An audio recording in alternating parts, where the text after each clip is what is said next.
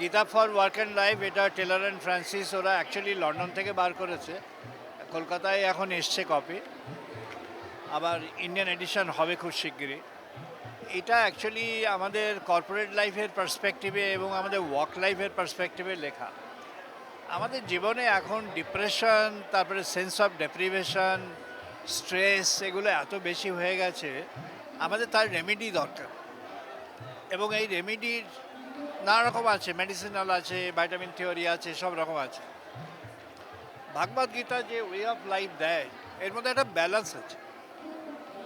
আপনার যে level of aspiration, আমাদের মধ্যে যে ক্ষুধা আছে, নানা ধরনের ক্ষুধা আছে, মনের ক্ষুধা, প্রাণের ক্ষুধা, দেহের ক্ষুধা, নানা ধরনের ক্ষুধা আছে।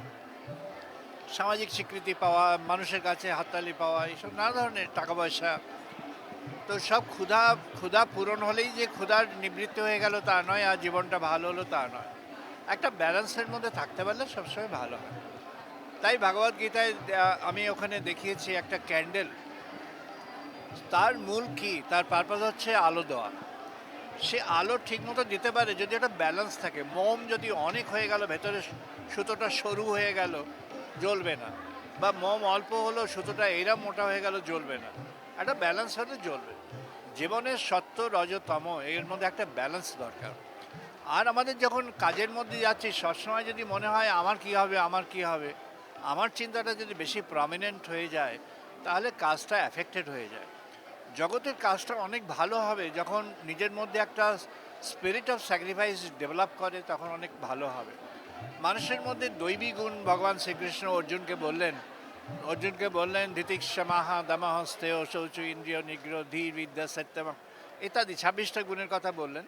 এই গুণগুলি কি না জীবনে যদি আসে যে কেউ, তার জন্য কোনো ধর্ম, জাতি, দেশ, এ কোনো কিছু ম্যাটার করে না।